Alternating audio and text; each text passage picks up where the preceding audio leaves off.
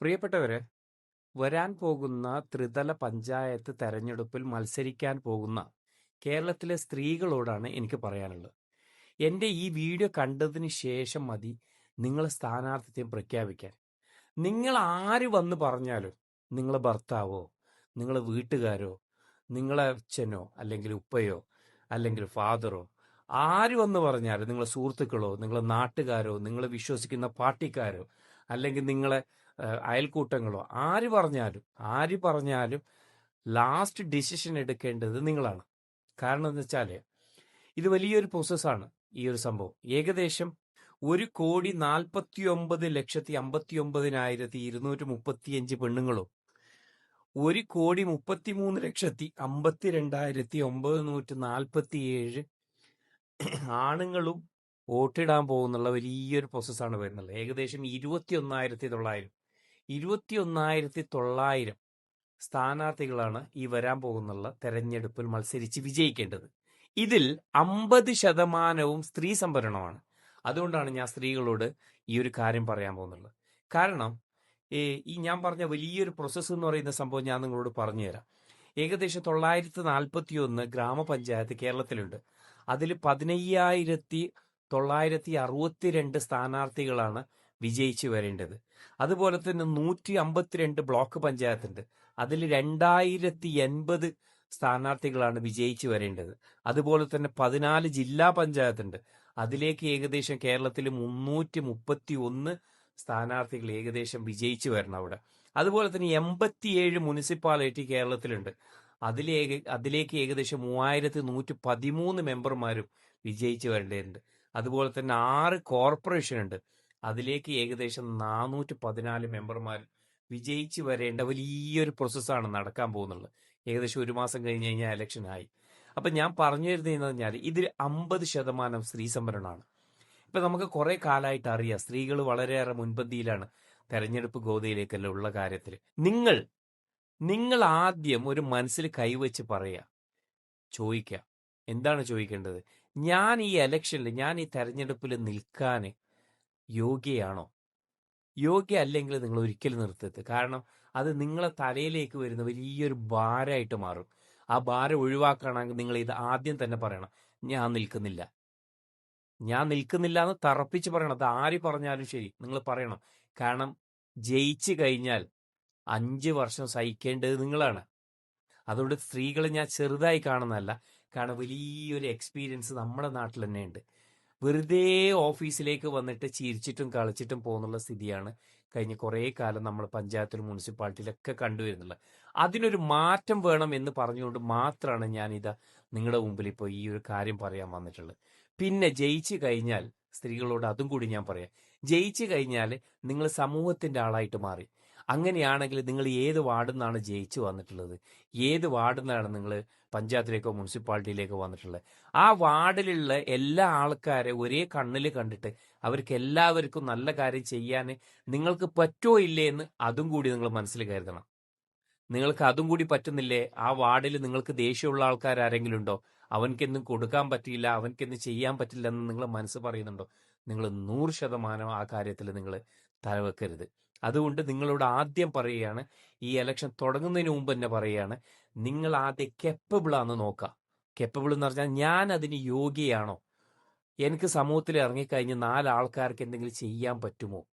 ചെയ്തു കഴിഞ്ഞാൽ അത് നല്ല രീതിയിൽ ചെയ്യാൻ പറ്റുമോ? ഇങ്ങനെയുള്ള കാര്യങ്ങൾ ആദ്യം നിങ്ങൾ മനസ്സിലേക്ക് കരുതിയതിന് ശേഷം മാത്രം നിങ്ങൾ ഗോതയിലേക്ക് ഇറങ്ങുക. അല്ലെങ്കിൽ നിങ്ങളതൊരു ഒരു ആൾക്കാർ നിങ്ങളെ പറയുന്ന ഒരു സ്ഥാനാർത്ഥിയായിട്ട് മാറും. പിന്നെ അറിയാലോ, സമൂഹത്തിലേക്ക് ഇറങ്ങിക്കഴിഞ്ഞാൽ പല രീതിയിലുള്ള കുത്തുവാക്കുകളും അതുപോലെ തന്നെ പല രീതിയിലുള്ള വാക്കുകളും കേൾക്കേണ്ടി വരും.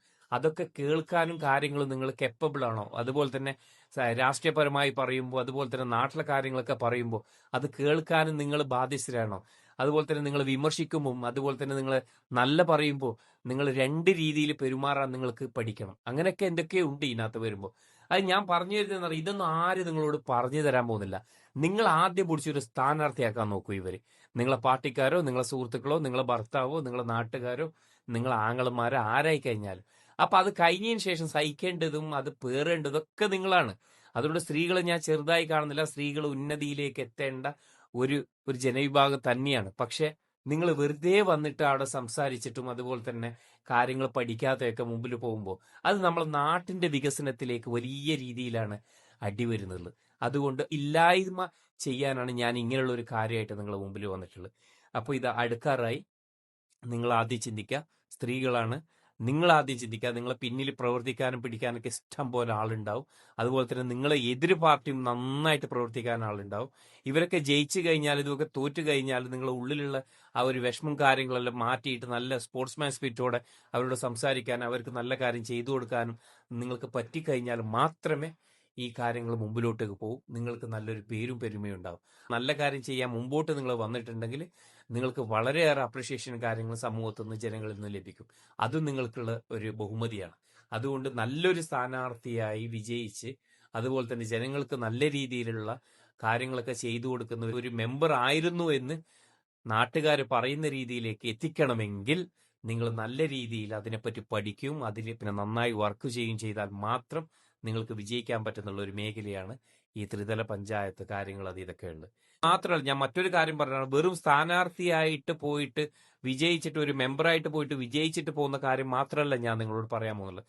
നിങ്ങൾ അവിടെ ചിലപ്പോൾ ചെയർപേഴ്സൺ ആവുക, നിങ്ങൾ ചിലപ്പോൾ സ്റ്റാൻഡിംഗ് കമ്മിറ്റി ആവുക, അങ്ങനെയൊക്കെ നിങ്ങൾ വലിയ വലിയ വലിയ വലിയ പോസ്റ്റുകൾ നിങ്ങളെ മാടി വിളിക്കുന്നുണ്ട്.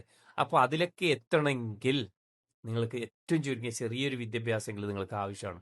അല്ലാത്തിടത്തോളം കാലം നിങ്ങളെ ചൂഷണം ചെയ്യാനും അതുപോലെ തന്നെ നിങ്ങളെ ഇല്ലായ്മ ചെയ്യാനും മറ്റൊരു ടീം അവിടെ നിന്നിട്ടുണ്ടാവും. പിന്നെ നമുക്ക് കുറെ കാര്യമായിട്ട് നമുക്കറിയാം കേരളത്തിലും കേരളത്തിന്റെ പുറത്തൊക്കെ ആയിട്ട് അറിയാം. നിങ്ങളെ പിന്നിൽ നിങ്ങൾ വിജയിച്ചു കഴിഞ്ഞ് നിങ്ങൾ പഞ്ചായത്തിലോ മുനിസിപ്പാലിറ്റിയിലോ എത്തിക്കഴിഞ്ഞാൽ നിങ്ങളെ പിന്നിൽ കുറെ കഴുകന്മാരുണ്ടാവും.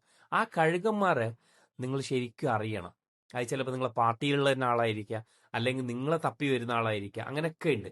അപ്പൊ നിങ്ങൾ ഈ കഴുകന്മാരെ വലയിൽ വീഴാതിരിക്കാനാണ് നിങ്ങൾ ശരിക്കും ശ്രമിക്കേണ്ടത്. ആ വീണ് കഴിഞ്ഞാൽ നിങ്ങൾക്ക് വളരെയേറെ പേരുദോഷം കാര്യങ്ങളൊക്കെ ഉണ്ടാവും. ആ പേരുദോഷം വന്നു കഴിഞ്ഞാൽ ആ 5 കൊല്ലം കഴിഞ്ഞിട്ട് ഇനി ജീവിതകാലം മുഴുവൻ അത് പേറി നടക്കുന്ന രീതിയിലുള്ള ഒരു മെമ്പറായിട്ട് പോണ്ട. അതുകൊണ്ട് നിങ്ങൾ ശരിക്കും പറഞ്ഞാൽ ആ നാട്ടിന്റെ പ്രവർത്തനവും ആ നാട്ടിന്റെ വികസനത്തിനുമായിട്ടാണ് വിജയിച്ചു വന്നിട്ടുള്ളത്. അതുകൊണ്ട് ആ നാട്ടിലേക്ക് ആവശ്യമായിട്ടുള്ള പരിപാടിയും കാര്യങ്ങളും കഴിഞ്ഞിട്ട് കുടുംബമായിട്ട് സ്വസ്ഥമായിട്ട് ജീവിക്കുന്ന രീതിയിലുള്ള ഒരു പെൺ മെമ്പറായിട്ട് നിങ്ങൾ പോയി കഴിഞ്ഞാൽ 100% നിങ്ങൾ നാട്ടുകാർക്കും അതുപോലെ തന്നെ ആ സമൂഹത്തിന് വലിയ രീതിയിലുള്ള ഒരു വികസനവും കാര്യങ്ങൾ കൊണ്ടുവരുന്നുള്ള ഒരു മെമ്പറായിട്ട് മാറുമെന്ന കാര്യത്തിൽ ഒരു സംശയമില്ല. നമ്മളെ മുമ്പിൽ എത്രയോ സ്റ്റോറികളും കാര്യങ്ങളും കഥകളും അതുപോലെ തന്നെ കാര്യങ്ങളൊക്കെ അറിയാം. എന്താണ് ആ കഥകളൊക്കെ നിങ്ങൾക്ക് മനസ്സിലാവുമല്ലോ. എൻ്റെ നാട്ടിൽ തന്നെ ഇഷ്ടംപോലെ സ്റ്റോറി ഉണ്ട്. ഞാനത് പോസ്റ്റ്മോർട്ടം ചെയ്യാൻ താല്പര്യപ്പെടുന്നില്ല. കാരണം അത്രയും ചീഞ്ഞളിഞ്ഞ കുറെ സ്റ്റോറികളാണ് ഈ മെമ്പർമാരുടെ ഇടയിൽ വരുന്നുള്ളത്. അപ്പൊ അതൊന്നും പറഞ്ഞിട്ട് കോൺഫിഡന്റ് ഞാൻ കളയുന്നില്ല. അതുകൊണ്ട് ഞാൻ നിങ്ങളോട് പറയുകയാണ്, നല്ല രീതിയിൽ ഒരു മെമ്പറായിട്ട് മുമ്പോട്ട് പോകാൻ ശ്രമിക്കുക. Thank you.